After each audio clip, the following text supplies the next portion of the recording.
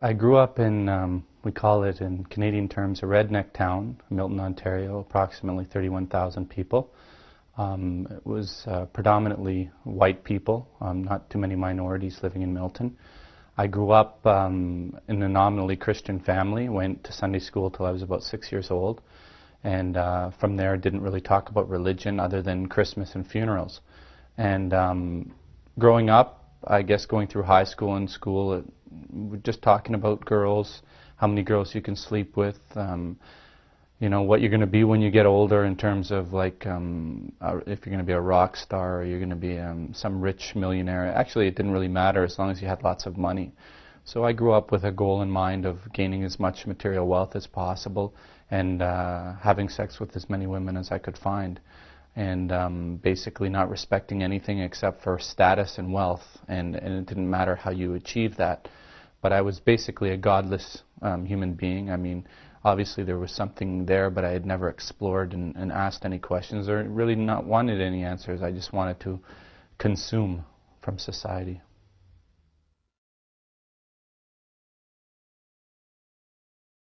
I went from being basically agnostic and not knowing anything, and I hit a point where I was a compulsive gambler, and I lost about $120,000 in approximately 4 years at the new casinos when they first opened up.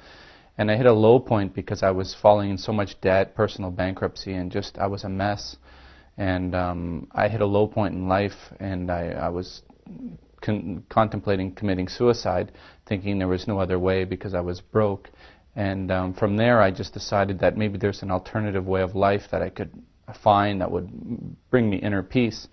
And I ended up falling upon Christianity because that was the roots that I knew of.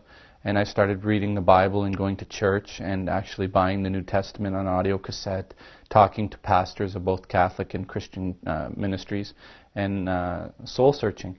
And what happened was I found that, you know, my nature told me there's a God and God is perfect. And I started trying to follow the 10 Commandments, which would come from the Old Testament. And one of the first commandments are, you shall have no other gods before me. And the second commandment is, you shall not make an idol of yourself. And I found the Jewish were finding a God before them by worshiping money.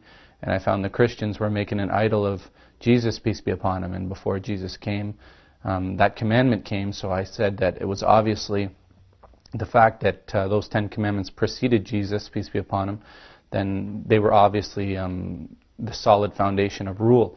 And it was obviously the people's misinterpretation of who Jesus really was, peace be upon him, that led me to decide that he was a prophet and a son of God in a metaphoric way, but not in a literal way, obviously.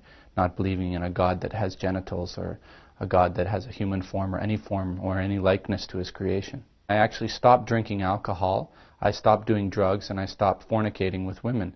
And I found that spiritually enlightening. And what happened was I walked into a Becker store one day, and not knowing really if Christianity was right, but just, it's kind of like there's a ship you're on, and you know there's faults in the ship, but you don't see any ships around you. So I'd never been exposed to Islam before, and I walked into a Becker store one day, July 9th, 1998, and a brother, a Palestinian brother, Hussam Taha, looked at the cross on my neck and said, that guy's not your savior. And at that point, I mean, I'd never heard anything else, so I thought I could win the debate. I said, I'll come back and I'll debate him and convert him to Christianity.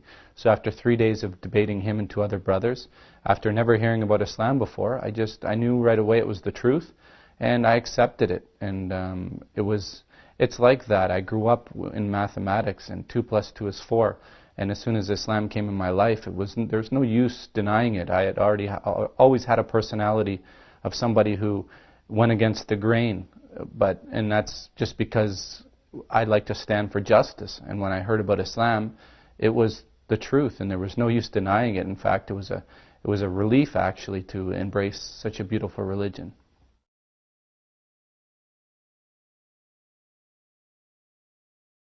In Christianity, I mean, I was still hanging out with guys who were snorting coke and smoking drugs and drinking a lot of beer.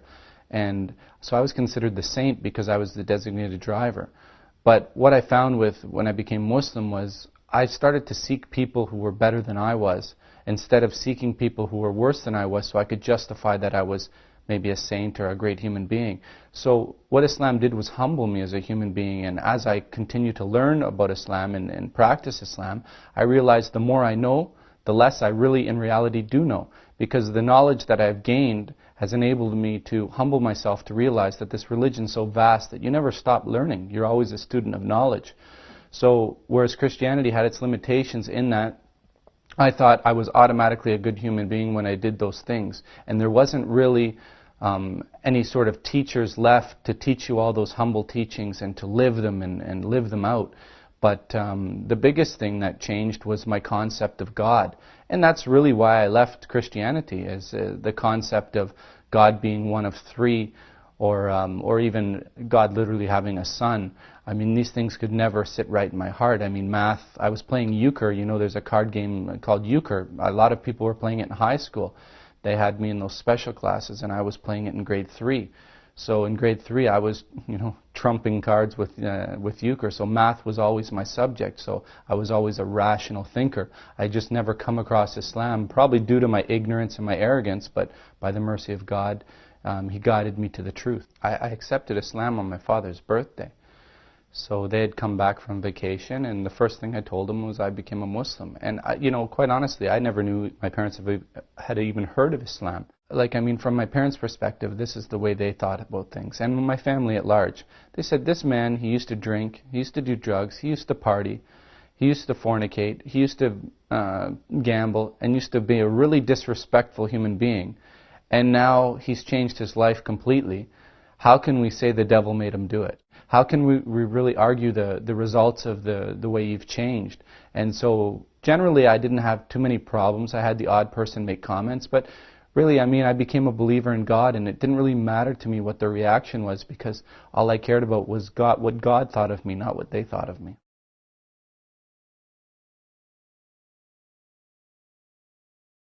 Exploring, and it is an ongoing process until God, Allah, commands that to stop.